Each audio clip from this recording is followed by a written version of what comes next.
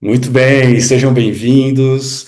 Hoje, mais um episódio aqui do Strategy Revival com um grande amigo, Vinícius Montana, o Vini. Obrigado demais por ter topado participar, Vini. Uma honra, privilégio ter você aqui no Strategy Revival participando.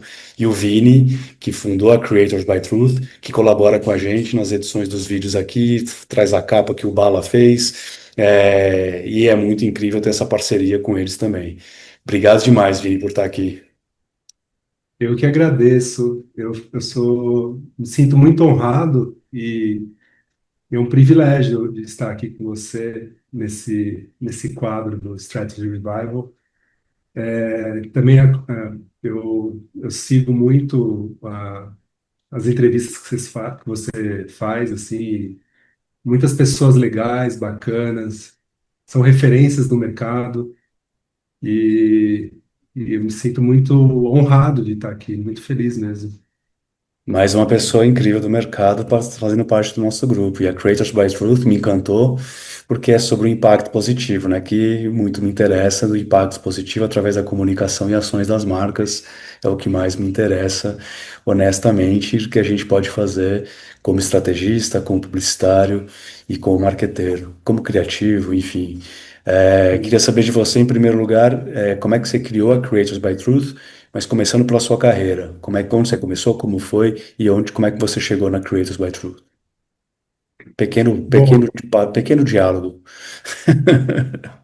eu acho que antes de começar pela trajetória profissional, só dava uma pincelada na minha história de vida. Eu sempre gostei de artes, né? Eu fui um cara que na escola eu estava sempre nas matérias extras de artes. Então eu fui percorrendo minha vida gostando de pintar, de desenhar. Era era um gosto natural, assim, de observar os artistas, tentar fazer igual em casa. Sempre fui buscando referências desde pequeno, né? De grandes artistas, como M.C. Escher, enfim, Picasso, ah, Gauguin, enfim. E eu tinha muita certeza que eu queria trabalhar com artes, com design, né? Na época eu nem sabia o que era design, mas aí eu fui entendendo conforme eu fui me desenvolvendo. Cheguei na faculdade já muito certo que eu queria trabalhar com artes, ou arquitetura ou design. E aí acabei entrando em design gráfico na FAP, onde eu fui para a área de comunicação, comunicação visual. E aí fui me desenvolvendo, trabalhei em diversos lugares, assim, até em gráfica, fui aprender a finalizar. Eu lembro no início fazendo estágio, depois fui buscando, criando portfólio, e sempre tentando evoluir, olhando para as referências, que eu achava que fazia diferença, né, pro trabalho. Até que eu fui parar minha primeira agência foi a Publicis, e onde eu fiquei 4 anos, perto de profissionais assim, muito bacanas, como o André Gola, o Hugo Rodrigues, pessoas que eu fui trabalhando ao lado, observando, e, e eu acho que é isso, né? Você vai aprendendo com outras pessoas que já estavam trabalhando, já estavam se desenvolvendo. Depois fui parar na Thompson, onde também tive uma passagem muito bacana, diferente da Publicis, onde eu fiquei exclusivamente trabalhando para a Sanofi Aventis, que é o laboratório farmacêutico, onde tinha criatividade, mas era bem nichada, né? Então, em certo ponto, me trazia um pouco de angústia de estar só fazendo laboratório o tempo todo. E na Thompson acabou abrindo bem esse range de criação para Coca-Cola, Nestlé, Unilever, enfim, aí a coisa ficou muito legal, assim, como criativo eu me senti num mundo, num paraíso, assim, a Thompson para mim foi esse lugar.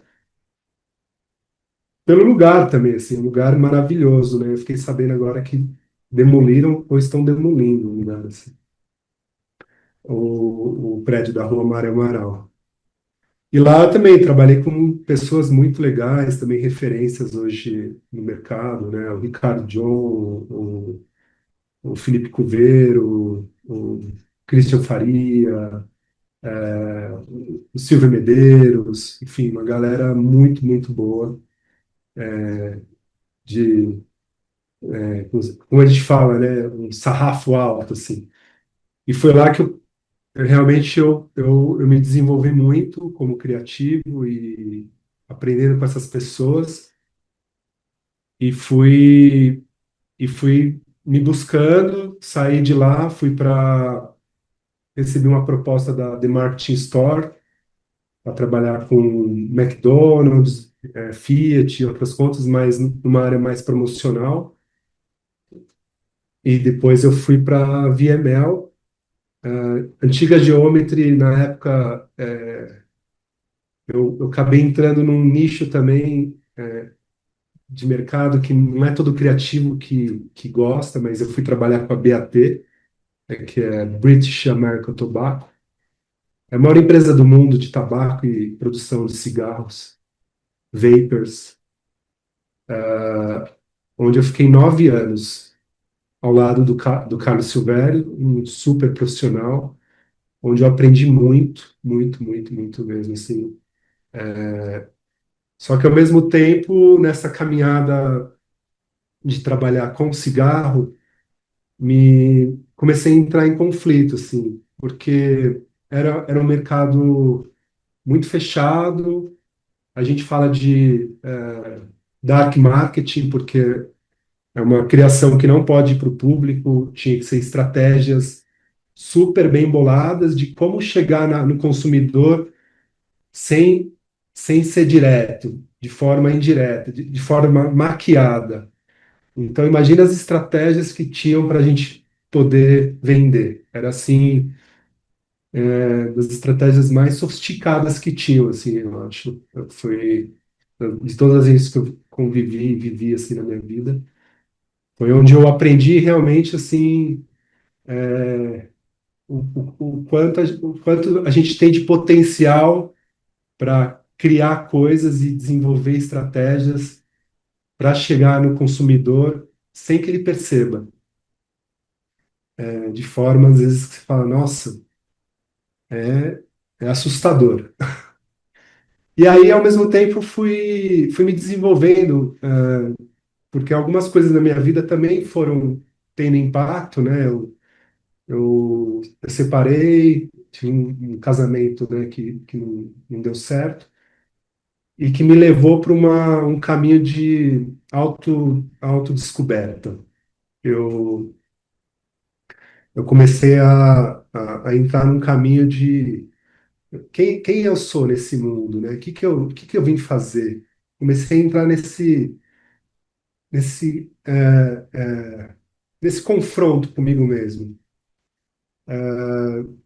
E aí fui ampliando um pouco o meu olhar para o que eu estava fazendo. E aí eu cheguei a um momento que falei, não é possível que eu estou passando minha vida aqui ajudando uma empresa a vender mais cigarro, a vender mais vapor, e que isso está gerando um monte de consequências para a humanidade, né? Estou matando um monte de gente de câncer. Esse é o final que eu estava vendo, assim, então.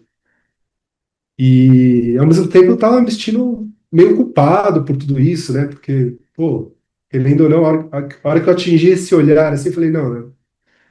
E aí eu não consegui mais sustentar essa posição de criativo, né? Eu era, do lado do Carlos, eu era também uma referência dentro do Brasil como criativo para BAT, e ao mesmo tempo a gente fazia um trabalho muito de excelência, de qualidade, de craft, de estratégias maravilhosas, mas eu fui entrando num buraco assim de caramba, eu não quero isso para mim, assim, sabe? Eu quero fazer coisas diferentes. E foi aí que eu fui.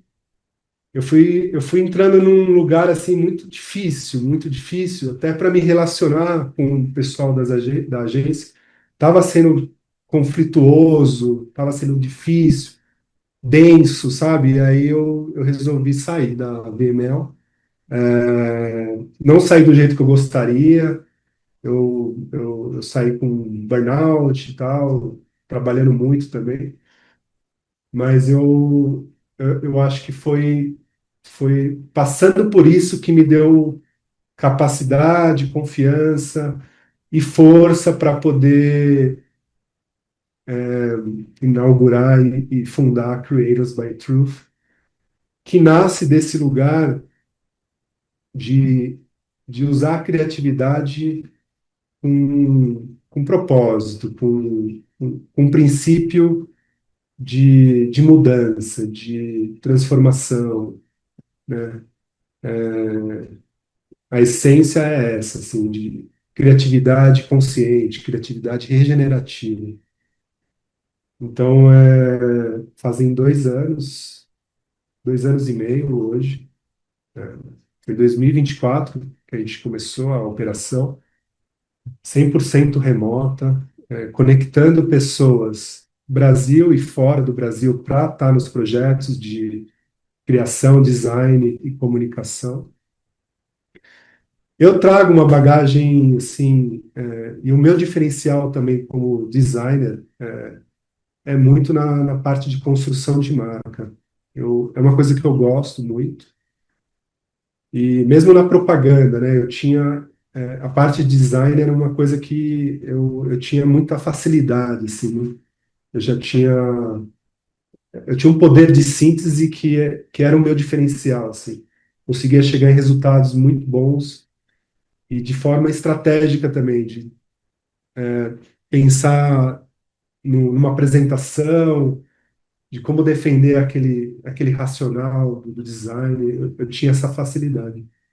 E eu trago essa bagagem para Creators como uma potência, sabe? Uma potência criativa, uma potência estratégica e também de um olhar centrado na vida. Durante a VML eu percorri uma experiência de aprendizado com Human Centered Design, né? Onde eu abri meu repertório de design para ferramentas, metodologias de pensamento e de construção, para inovar, para pensar em soluções, para a gente resolver questões do usuário, da pessoa que está consumindo determinado produto ou interagindo com um serviço e tal. E aí comecei a mergulhar nesse mundo do design, da metodologia, e trago essa referência muito forte para os processos da Creators, com esse olhar centrado na vida hoje, né? Então, o ser humano ele faz parte desse ecossistema e a gente olha a marca como um organismo vivo, um organismo que está interagindo com comunidades, com a cultura, que tem a capacidade de transformar comportamentos, que tem a capacidade de dialogar com a natureza e a natureza dialogar com a marca, porque a gente consegue hoje também ter um pensamento de trabalhar com personas dentro da parte estratégica não humanas, que é a natureza também colocando o seu ponto de vista em relação àquele trabalho.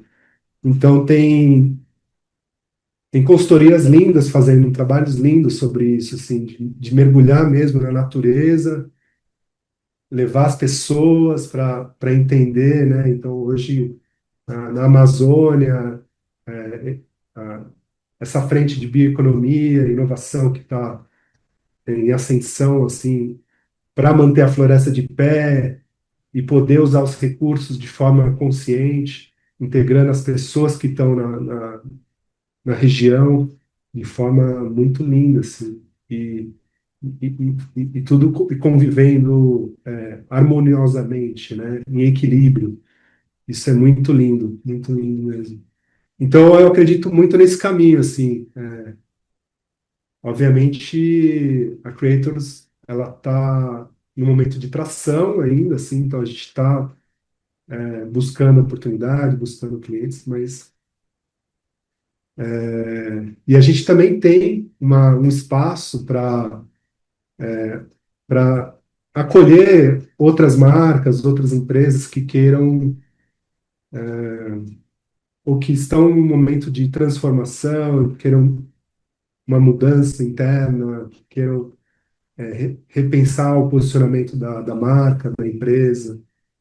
Então a gente também está nesse lugar de ampliar assim para essas frentes, né? Não só para as que já estão fazendo impacto, mas as que estão querendo entrar. Esse é o foco da Creators, né? Então, esses são nossos objetivos hoje.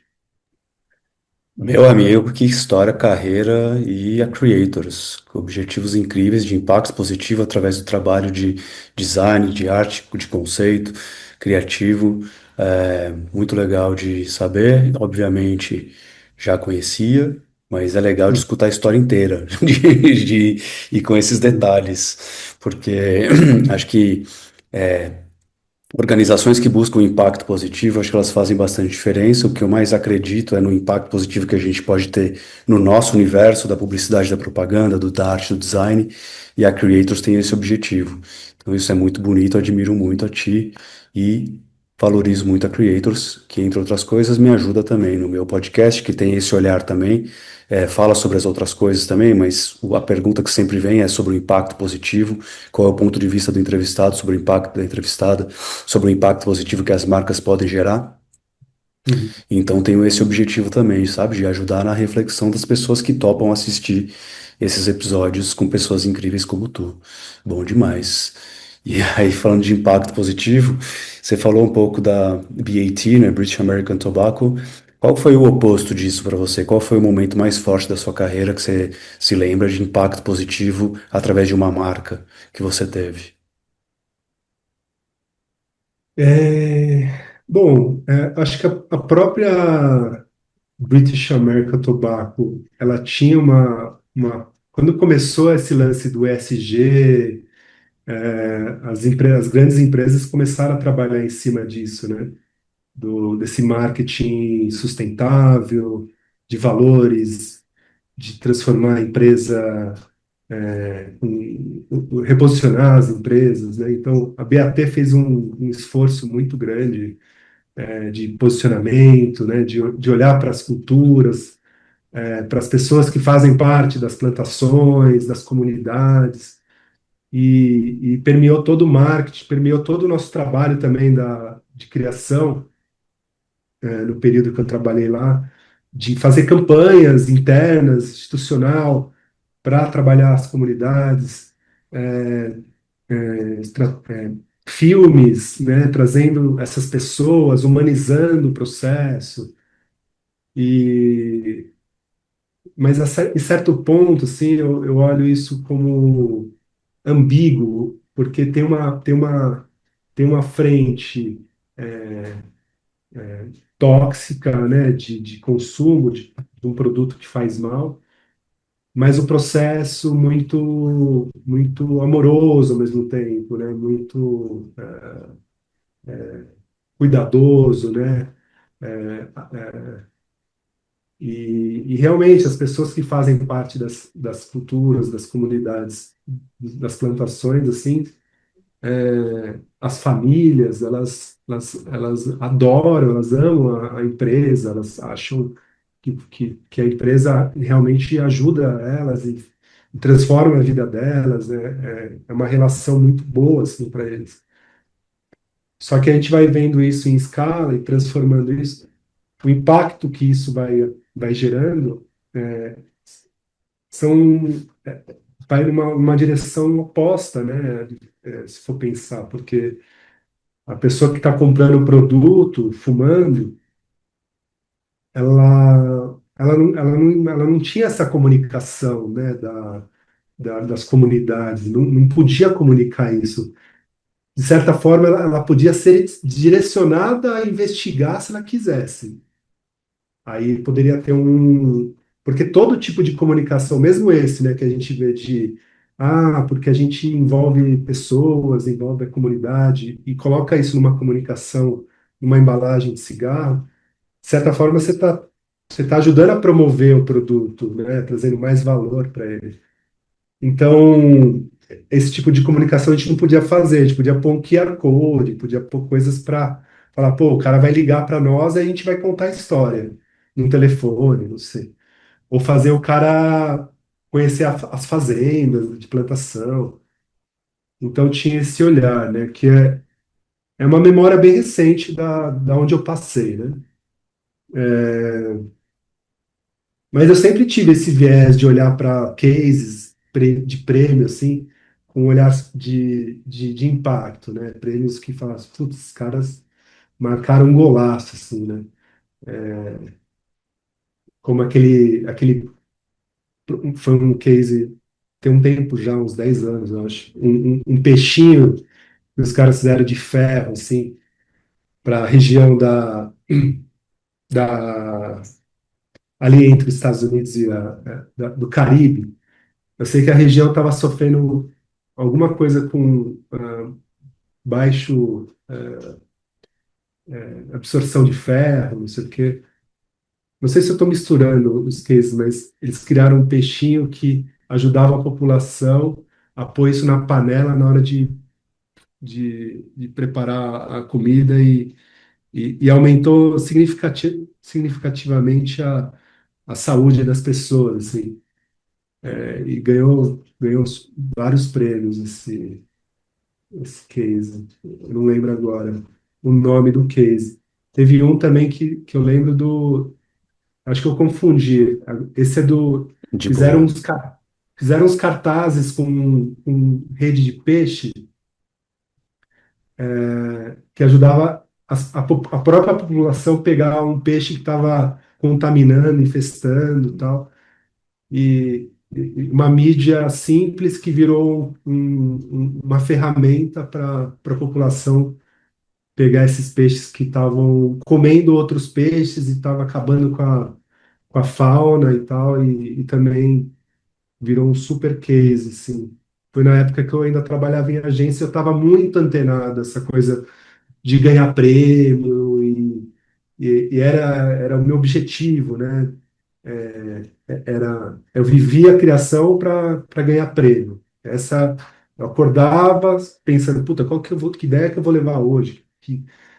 Eu ficava pensando o tempo todo em ideias, assim. Então, tinha um desgaste, tinha uma energia voltada para isso.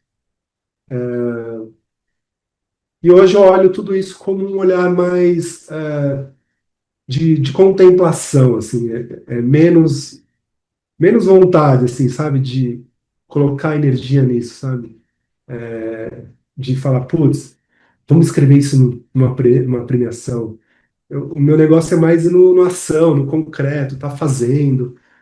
By the way, se rolar, der uma, putz, o negócio começar a virar, putz, vale escrever, mas eu acho que tem que estar voltado para realmente impacto, a premiação Cannes, que tem hoje já tem uma categoria, né, de sustentabilidade, né, Sim.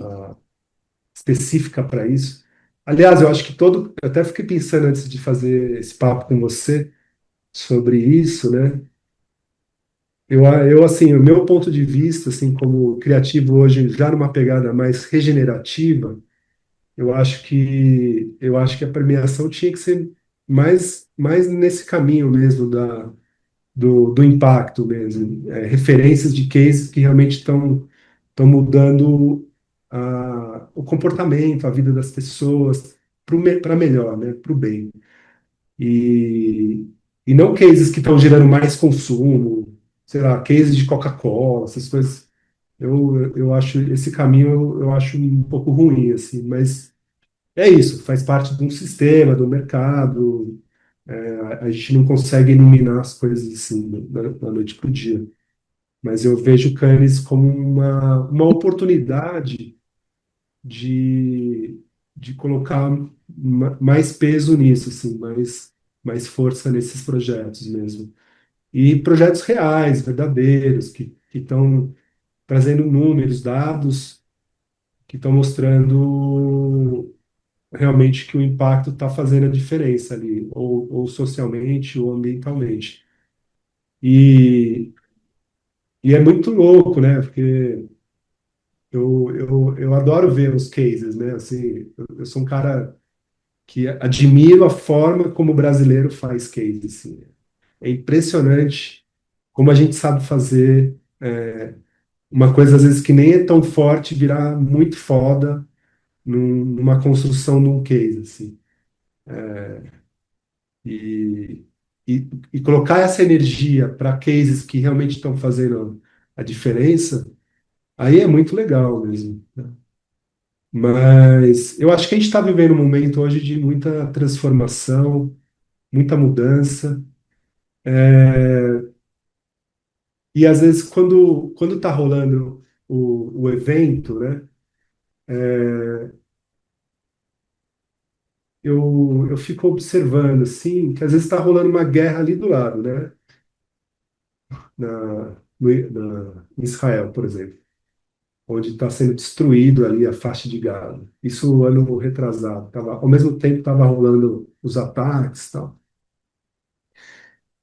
E aí eu fiquei bem incomodado, assim, fiquei super incomodado, porque eu me senti assim, eu senti que a gente tem uma responsabilidade, de uma forma coletiva, de se unir, se juntar num movimento assim mais de falar assim, pô, vamos repensar. Sim, eu sei que as coisas vão acontecendo, né? Mas vamos repensar esse evento de um jeito que a gente consiga levar uma mensagem para essa guerra que está acontecendo, que, sei lá, mobilizar, parar, fazer algo, para que o mundo pare, e todo mundo observe o que está acontecendo, sabe? Porque a gente cai nesse lugar do ego, da vaidade, que é muito fácil entrar nesse lugar na premiação e se esquecer de tudo isso, sabe? E então eu tenho esse lugar assim de levantar uma bandeira, de falar, meu, vamos fazer diferente. Eu sou essa pessoa mesmo. Sou, se eu pudesse, eu gosto muito de estar nesse lugar, sabe? De poder estar ajudando outras pessoas, sabe? Poder fazer o meu papel, usar minha criatividade para tentar mobilizar mais pessoas, em prol de algo positivo, sabe? Muito bacana e bonito isso, porque ver o impacto positivo não é só de olhar, né, os cases e também de buscar construir isso. Você busca através dos seus clientes e tudo mais, da prospecção, aqui da conversa que a gente está tendo. Você já buscava isso lá trabalhando com BAT, enfim, essa busca é muito bacana, forte, e é o que eu busco também, trazer o impacto positivo no triple bottom line, né, People, Planet, Profit, que, enfim, depois do meu acidente, principalmente, traumatismo crânioencefálico, como impossível, como induzido. Fiquei uns meses para voltar, e aí, quando eu volto ao trabalho, eu volto pensando nisso, o impacto positivo que eu posso gerar a cada dia, mesmo que seja com a minha profissão, mesmo que seja sendo publicitário. E aí, eu trabalhava na Meta, dava workshop sobre os assets da Meta, falei, então, vou começar a dar workshop sobre isso, mas olhar para as coisas de impacto positivo que a Meta tem. Aí tinha várias coisas lá, o Ads for Equality Summit, tinha o de Brands Without Stereotypes. Tinha um monte de apresentações e tudo mais, globais, que eu peguei, adaptei, construí o Ads for Equality Summit Latam. Enfim, foi muito legal. E você construindo uma agência, empresa, consultoria, isso é muito legal porque está na sua mão também no dia a dia, né? Desafio também de buscar esses clientes, imagino, vejo, mas também de buscar os que querem ter um impacto positivo através das suas marcas. Isso é bem legal. Parabéns demais por isso. É coragem e ousadia. Super. E é um desafio, né? Como você falou. Quando eu inaugurei a Creators, em 2024, Acho que no Brasil tinha uma ou duas também referência, a Profile, que já vinha caminhando há algum tempinho, e a Causo, que também tem uma pegada muito parecida com a nossa, assim. E aí eu conheci o Sistema B, né, através da Vanessa, que é uma parceira de desenvolvimento também, novos negócios, onde eu comecei a entender melhor essa rede, né, a importância de estar nesse lugar, de convergência de pensamentos, de pessoas que estão alinhadas, né, a essa busca, essa vontade de cuidar do planeta, de mudar as pessoas. Então, é uma rede muito forte hoje no mundo inteiro. No Brasil, acho que são 600 empresas já, e no mundo, sei lá, mais de 30 mil empresas, talvez. Mas ainda é uma rede que ainda está crescendo, né? Então, no Brasil, poucas pessoas conhecem. Hoje, acho que já tem mais pessoas que estão entendendo o que é estar nessa rede. Porque para estar nessa rede, você precisa passar por um processo, a empresa precisa ser auditorada, validada, entender todos os processos, né, desde a governança.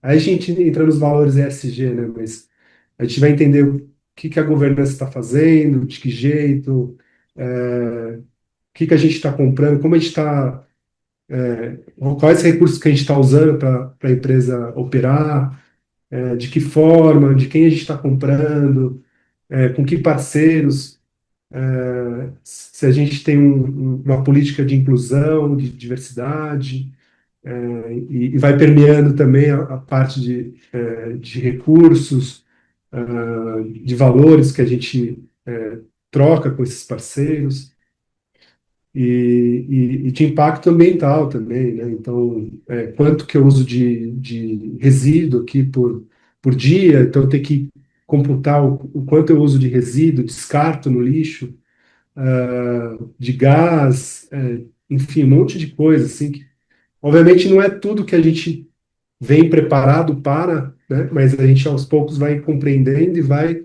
colocando metas de melhorias, né? A gente conseguiu o certificado ano passado, e foi bem difícil, assim, foi um ano de processo de buscando evidência para poder validar junto com o sistema B que a gente estava fazendo certo. Tudo tem que ter prova, né? E eu acho isso importante. E agora ficou mais difícil, porque praticamente é tudo evidência, tudo tem que ser provado. Até um tempo atrás você respondia um formulário, tinha umas perguntas assim eu assinalo aqui, que faz sentido para minha empresa e tal. E não era tudo que era respondido que eles iam atrás. Então, hoje, todas as respostas precisam de evidência. Então, está bem mais difícil hoje ser certificado. A nossa recertificação só em 2028. E a gente traz, com ela, a gente traz muito valor para a empresa, assim, de consistência no que a gente está falando, né? A comunicação que a gente está fazendo realmente está aportada, né, em coisas reais e que tem uma empresa validando tudo isso. Uma empresa com uma Sistema B, com toda a sua potência, sua força, de verdade, né, de pessoas que estão e de um trabalho muito sério, muito responsável, assim. Então,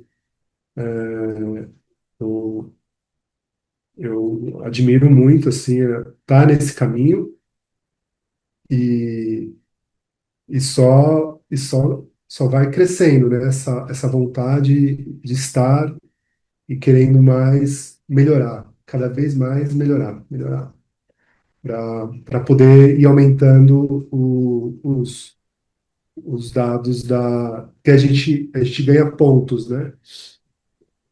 A gente passou ano passado meio na trave, assim, o mínimo era 80, nota de corte. A gente chegou a 82. Só que vai Pertinho. até Só que vai até, sei lá, 200, 180, assim. Então tem muito chão ainda para evoluir em várias partes, né?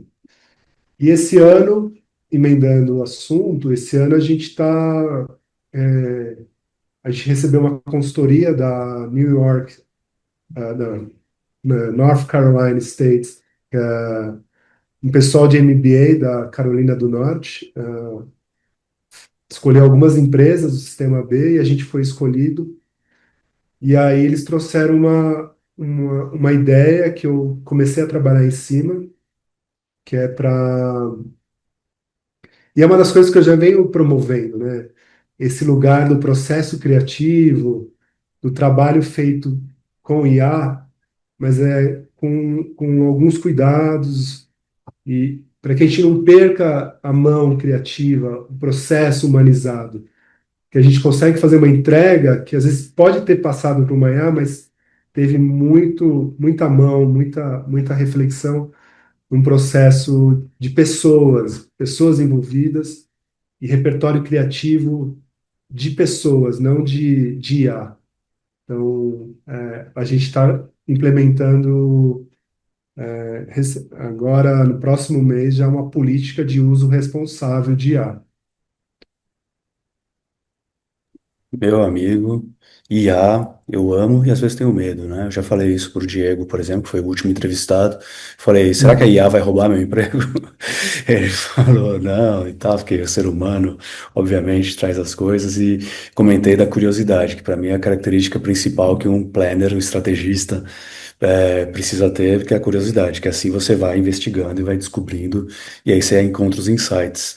E nesse aspecto, você teria alguma dica para os estrategistas que estão assistindo a gente em relação ao processo de trabalho, seja com IA ou sem IA? Você teria alguma coisa que você diria assim, olha, da experiência que você teve no passado, em todos esses lugares que você passou, você teve algum grande estrategista ou uma estrategista que te deu um olhar diferente de habilidade que o estrategista pode ter? Sim, sim. Eu acho isso uma pergunta fundamental assim para os dias de hoje, quando a gente vai falar de criar estratégia, né? Principalmente com toda as possibilidades que a gente tem hoje tecnológica, de uso de IA para desenvolver uma estratégia do começo ao fim, assim, são enormes, ao mesmo tempo de pessoas muito boas, estrategistas muito bons, que podem criar uns super prompts e ter estratégias lindas, a partir de um prompt bem feito, traz uma possibilidade assim para um estrategista ficar melhor ainda, assim, sabe? É, a IA, ela, ela pode ter os dois lados, assim, ao mesmo tempo. Você pode sentir que você perdeu a capacidade de pensar ou refletir numa estratégia, porque ela está entregando tudo pronto e você só está validando ali, mas você não está pensando em cima, você não está refletindo, ou você não está melhorando a entrega que ela está fazendo, você não está trabalhando em cima do que ela está. Você só está aceitando. Esse lugar é perigoso, assim, esse lugar é bem perigoso e é preguiçoso. Mas se você é um estrategista que tem um repertório e tem um pensamento crítico de julgar, saber o que ela está trazendo, você vai se tornar um estrategista melhor ainda. Você vai conseguir, além dos dados que você vai ter especiais assim que ela vai trazer, você vai conseguir trabalhar em cima dela, potencializando a estratégia, né? Potencializando o seu conhecimento em cima da própria IA, né? A IA ela vai te ajudar a ficar melhor ainda.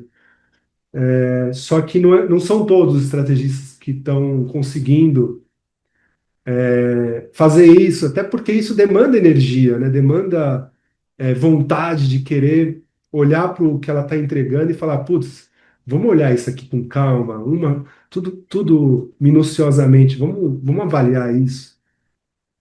E eu acho que a gente está nesse lugar assim de um mundo muito acelerado, muito rápido, que as coisas são feitas numa semana, da noite para o dia. E esse lugar está se perdendo um pouco.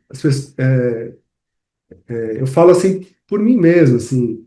Às vezes eu me vejo fazendo um prompt ali, acho legal e tá bom, é isso. Porque falta tempo, falta vontade, falta intenção, né? Então tem vários atributos aí que não é da capacidade só do repertório, né? Acho que traz um atributo individual de cada estrategista de estar nesse lugar mais de paciência, de, de um lugar de perceber, de querer fazer um trabalho legal, de qualidade, e de passar um tempo, de colocar uma energia nesse trabalho, sabe? Então, a gente tá numa luta, assim. Eu acho que o caminho da estratégia, eu acho que está indo, do estrategista, está indo muito mais no caminho de uma auto-observação de si do que da própria capacidade de desenvolver, porque o uso da tecnologia, saber fazer um prompt, muitos estão sabendo fazer isso, mas está nesse lugar mesmo de falar, o que que eu estou fazendo, qual o objetivo disso, que intenção tem esse trabalho, qual o propósito desse trabalho, desse projeto, é, vale a pena colocar energia nisso. São outros atributos que hoje estão fazendo a diferença para o estrategista, que não mais repertório, não mais conhecimento ou uso da tecnologia. Acho que o caminho do olhar do estrategista está mais de olhar para dentro, sabe, do que olhar para fora. A gente vê hoje estratégias complexas envolvendo um monte de coisa, dados, entrevistas, pesquisas, e um monte de coisa que vai tornando a estratégia super sólida, mas também tem um olhar do estrategista para si, de compreender a razão de tudo aquilo, de fato, quais são os objetivos, se essa estratégia está realmente fazendo sentido para ele mesmo, sabe? Como ser humano. Eu acho que a gente está num lugar muito assim de olhar para o que a gente está fazendo e não mais na nossa entrega, né? São super entregas bem feitas, lindas, né? Mas olhar para o que que a gente está fazendo. Eu acho que esse é um ponto que eu venho observando, assim. Isso é bem legal, né? Tem a ver com autoconhecimento também e olhar para cada coisa, cada item das atividades que a gente está fazendo em relação a esse trabalho, para esse cliente, se for o mesmo continuamente ou não, para cada cliente, para cada projeto. Muito bom, meu amigo. Bom demais de te ouvir e te ver. Admiro muito teu trabalho, admiro muito a Creators. Obrigado demais pela parceria que a gente tem também. É, Queria que você contasse até antes de falar tchau, só do propósito, porque às vezes falam que o propósito já foi, ninguém fala mais de propósito e propósito ainda está em alta, né? Ainda é necessário, importante, interessante para a gente, especialmente a gente que olha para o impacto positivo através das marcas, né? Sim. Então, eu acho que o próprio sistema vai diminuindo, né, a palavra propósito. É como, putz, lá vem os caras com essa ideia de propósito, coisa chata, não sei o quê.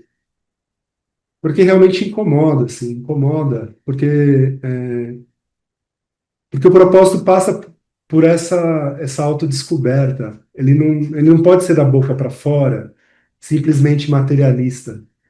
Eu faço, eu estou fazendo. Tem um propósito mais profundo é dessa transformação de si, desse olhar mais profundo para o que a gente está fazendo aqui de verdade, como estrategista, como criativo. Eu acho que esse lugar, esse é o grande propósito, né, da gente olhar realmente para esse lugar interno nosso hoje. E desse lugar é do dentro para fora, né? Então, se a gente fizer esse caminho mais interno, com certeza o propósito para fora não vai nem precisar falar, porque ele já vai acontecer. É inevitável, não vai precisar mais falar, não, nós queremos fazer projetos com propósito. Não, a gente já faz. Então, acho que é mais por aí, assim, eu vejo hoje. Então, a gente está um pouco nesse lugar da palavra propósito está um pouco desgastada, né? Eu acho que é mais intenção, mais ação. Eu acho que a palavra ação e responsabilidade, para mim, são as palavras da vez, assim. Ação e responsabilidade. Somos responsáveis por tudo que a gente está vivendo hoje, né? O que a gente consome, o que a gente vê na TV, o que a gente ouve. E eu trago aqui para a gente finalizar, né, essa conversa. Talvez seja uma coisa inédita, mas com muito carinho, né? Eu preparei uma condução de uma meditação para o público que está assistindo a gente. E quem puder entrar, fica à vontade, mas eu vou conduzir uma meditaçãozinha super rápida aqui. Você topa? Combinado. Eu super topo. Né? Tô Então animado com vamos lá? isso. Vamos. Então, antes de a gente começar, acerta o corpo na cadeira, sinta como você está nesse momento aí presente. Está confortável? Se está sentindo alguma dor, alguma coisa pegando? E eu convido quem puder fechar os olhos e a gente vai simplesmente deixar o olhar descansar em algum ponto interno, como se a gente estivesse de olhos abertos, mas de olhos fechados, só percebendo a sua presença, depois de tantas ideias, perguntas, informações, reflexões, e por alguns instantes, sem precisar chegar a nenhuma conclusão, só vamos respirar profundamente pelo nariz,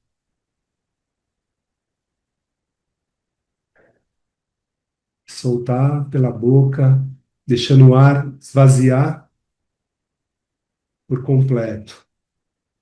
No movimento, a gente vai fazer mais uma vez uma respiração profunda pelo nariz e soltar o ar pela boca no seu tempo, devagar. E mais uma vez, uma respiração profunda e solte pela boca e percebe seu corpo. Os pés tocando o chão, os sons ao seu redor, a respiração acontecendo sem que você precise fazer nada. Agora livre. Esteja apenas presente. A gente vive um tempo de aceleração, onde todos os dias somos convidados a produzir mais, a responder mais rápido, a criar mais, a consumir mais, a decidir mais. E agora temos máquinas capazes de acelerar ainda mais quase tudo aquilo que já fazemos. Mas existe alguma coisa, existe algo que nenhuma tecnologia pode decidir por nós. A intenção que colocamos antes de uma escolha. E eu queria deixar três perguntas sem precisar responder agora, apenas permitir que elas permaneçam por alguns instantes.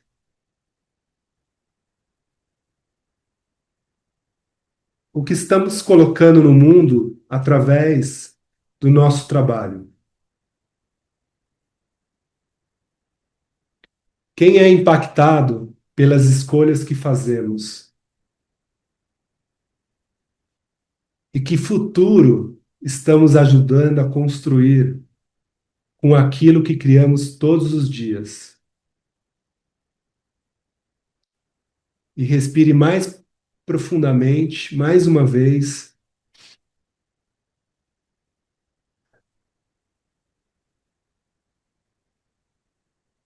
Talvez consciência seja justamente isso: criar um pequeno espaço entre aquilo que podemos fazer e aquilo que escolhemos fazer, entre capacidade e intenção, entre velocidade e direção, porque podemos ter tecnologias cada vez mais inteligentes, estratégias cada vez mais sofisticadas e uma capacidade cada vez maior de transformar o mundo. Mas a direção dessa transformação continua sendo uma escolha humana. Inspire profundamente, mais uma vez, e ao expirar, vai abrindo os olhos devagar e no seu tempo. Gratidão.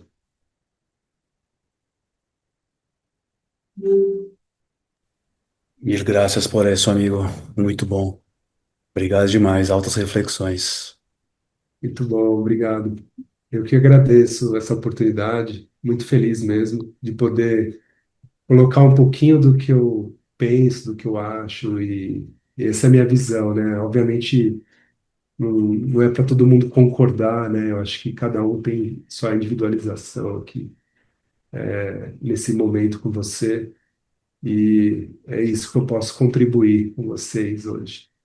Muito aprendizado hoje, me identifico muito, meu amigo, com a tua jornada aí, com outras experiências, outra vida, mas com esse olhar de buscar o impacto positivo através da comunicação e ação das marcas. E Gra- da meditação foi muito bom também. Então, obrigado demais pelo papo, pela guia da meditação e pela empresa que você criou, a Creators by Truth, que é minha parceira também aqui dentro do Strategy Revival, o podcast mais legal de todos. Mas Eu enfim, acho. podcast que eu criei há 2 anos atrás, que eu tenho muito orgulho também. Obrigadão, Eu meu acho. irmão. Graças, graças, muitas graças. Gratidão. Obrigado. Obrigado a ti. Vamos lá, Valeu. amigos. Beijos. Tchau.